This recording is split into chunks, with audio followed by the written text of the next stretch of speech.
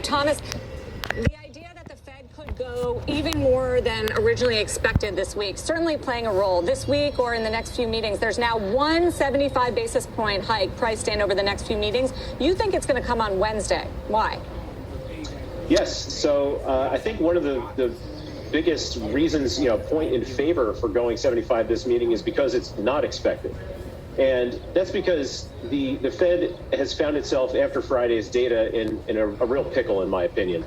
The bedrock of their whole inflation targeting scheme, their whole policy framework, is steady inflation expectations. And what we saw in the University of Michigan Consumer Sentiment Survey last Friday is that those are starting to become unhinged. And as much as 50 basis points is baked in the cake from prior guidance that they've given us, it doesn't seem like it's a good move to me to just go with what's safe and then have to defend, a relatively soft move in the press conference afterwards. I just think it's unlikely because you have a Fed that has worked so diligently on its communication strategy and worked so hard to telegraph moves to the markets and be transparent. I think it would be a real shock. Maybe they need to do it to restore inflation credibility, but what would that do to its communication credibility when last meeting Fed Chair Powell said 75 basis points is not under consideration right now?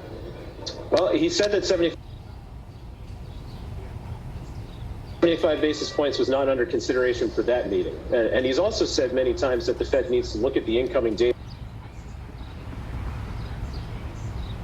and react to it. So, in my opinion, a 75 basis point move is completely consistent with that. Obviously, you point out that they have been much more clear in their communication in the last 10 or 15 years or so in terms of sort of telling us exactly what they're going to do ahead of time. And that has some value at certain times. Right now, I don't think that that's the case. And I think that if the Fed were to just go along with their prior guidance, even if it doesn't necessarily match up with what the economy is telling them, that risks the credibility they've had building up against inflation for the last 40 years. And once that's gone, I don't know how long it would take to try to rebuild that. And I don't think that Jay Powell wants to go down as one of the more irresponsible Fed chairmen in history for doing so. A lot of notes today calling for a Volcker moment. Scott, how would the equity market react? And is that what today's broad and sharp and painful sell-off is telling you? Yeah, I think what we're looking at here is the market quickly pricing in something that's akin to a recession. We've been arguing for a while now that as the market's teetered of late, that you're pricing in a recession risk, but not the actuality of a recession itself. Our work in our recession scenario gets you to a 3650 level on the S&P, which is really a function of seeing a more severe hit to earnings expectations for 2023, combined with some multiple contractions. So I guess the way we would think about it is that the closer you get to our 3650 level, the more we feel like the market's pricing in something akin to a mild recession, which is tricky because we're still many months away from that recession actually taking hold. If it does, the house view here is still 50-50 chance of a recession for next year. So nothing's for certain at this point. And so I think that kind of speaks to some of the issue here in terms of discounting and a situation that is still kind of murky in terms of how it might unfold. We're hoping things will pick up by Q3. Yeah. Okay.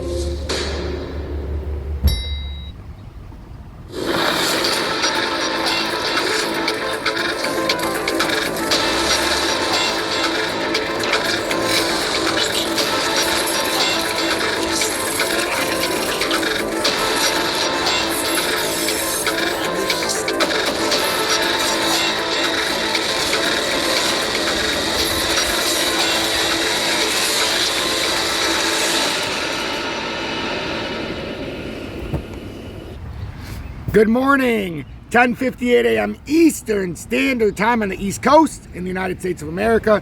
I'm XRP Future Millionaire and I reside in the great state of Michigan. So I'm working on the copy trading issues because for some reason it's only doing 10% of the trades. Make sure on your account, if you're using BITGET, because I'm talking to their, and I've been very fiery. You guys know I get when I get pissed, and I'm very pissed off that it hasn't been transparent at first. And we're having these little issues, which is always new and a new thing, which always happens in new things. But it still doesn't mean I can't be any less pissed off. I suspended all my trading until this gets fixed. As you see, I haven't made a single trade. We made a little small trades to try to see if it was working, but it was not last night. We're up overall, but it's not anywhere where I would like to be because it's not working properly. So make sure on BITGET, though, you put your fixed limit to $500. I would suggest to put it to $600 just to guarantee that if I do a $500 trade, it fills it, or it's supposed to. Some people have it right at $500 and it's not working. So if you have it at $500, put the fixed limit to $600 because you want to give it a little bit of margin room just for the system purposes. But I wanted to read you guys this. We'll go to the XRP section. Forget ADA and SOL. But I figured I'd give a little positive news, maybe a little positive spin, even though it's just hopium. Institutional investors bet on ADA, Solana, and XRP amid crypto market rout. So as the total crypto market cap falls below 1 trillion, 3 altcoins mentioned above bets cryptocurrency space, while institutional investors largely moved away from the cryptocurrency space while increasing their bets on 3 altcoins mentioned above, which is kind of cool. But we already know this about XRP. Let's see. Digital asset investment and product flows remain choppy in anticipation of hawkish monetary policy, and steady daily outflows have led to weekly outflows totaling 102 million, with Bitcoin investment products seeing 57 million in outflows last week. And that's why I showed you the beginning with the talk about the 75 basis points, how the S&P is down 22%. We've got the Dow down over 20%. The Russell 2000's well into bear market territory. So we're not looking great in the stock market, which in the crypto market is seeing the exact same fate play out. But here's what I wanted to see, what I want to show you. So despite these outflows, products shorting the flagship cryptocurrency Bitcoin also saw outflows of $200,000, showing institutional investors are presumably backing out of the crypto market instead of betting against it. So they're not even shorting it as often, they're actually just getting out 100%. Total assets under management for short Bitcoin products remain at around 55 million compared to 27 billion for products long Bitcoin. So a big difference. Wow, that means a lot of people are getting fucking hammered. Ethereum also saw outflows of 41 million, bringing its total outflows year to date to 387 million. In contrast, its competitors ADA saw inflows of 200,000, and as did the native token of XRP Ledger. XRP, Solana seemingly led the market last week for institutional bets, seeing inflows of $400,000, which brought its year-to-date inflows to 108 million. For Cardano, 9.4 million, and XRP, 6 million. So that's at least a little bit of good news. And now, let's get into our beloved charts. And I had to show you guys all that because it's relevant. I hope you like that little look at how institutions are actually betting into XRP right now, which is good for future. But what's bad for crypto is most institutions are taking out of crypto, and that is not good. It's taking our money out. Ethereum's almost under 1,100. Total crypto market cap's under 900 billion, which I predicted here first when it was at around 3 trillion. I said we'd be under a billion, and I actually had a target of 855 billion when we broke a trillion initially, and that's exactly where we basically hit. We've got XRP. Sorry guys, it is so fucking hot here. I'm outside. We're gonna have like 98 degrees here, and it's already in the mid 80s. Very humid, hot and sticky, very uncomfortable. Matic could be leading the way right now. Matic is putting some well, now it's starting to push up, but it's starting to hit this resistance. So we're getting into areas where we could possibly short the market. But obviously I'm trying to get this stuff fixed so that we can do our copy trading together and it works.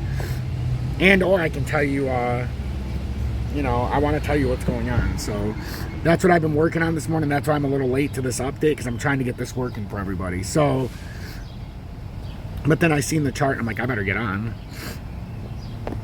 Man, it's so hot. So we're on the 20-day showing support.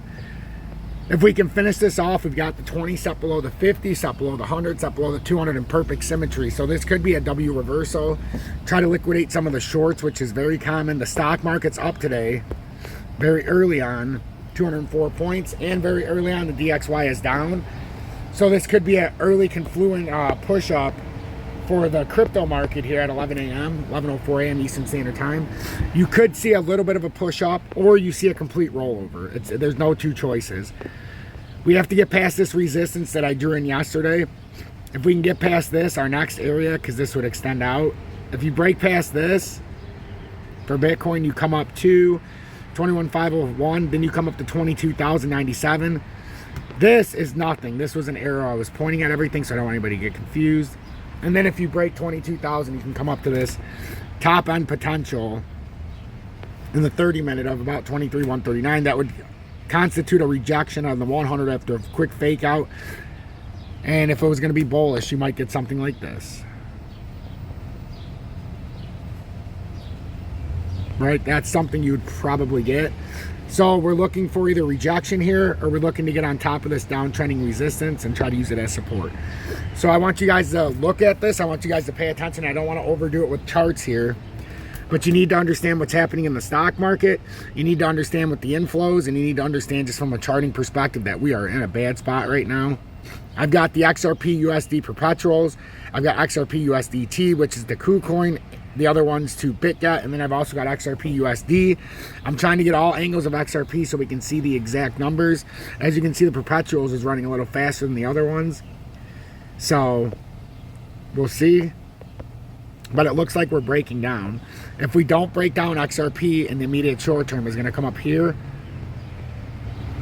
And it's going to bust this 31,986. If it breaks that, then we've got up here at 32,378, and then resistance at 33,769. So that's all the areas right here. And then you can simply come back for your support now that we have downtrending resistance. I'm going to show you a little trick here like I always do. I apologize, I need to blow my nose because it's very humid and it's making my nose run.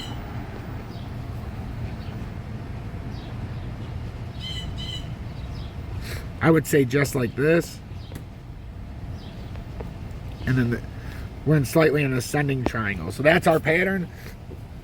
If we hold it right here, we'll come up to the top downtrending resistance. Make sure to hit that motherfucking like button. I appreciate each and every one of you. Stay blessed, everybody.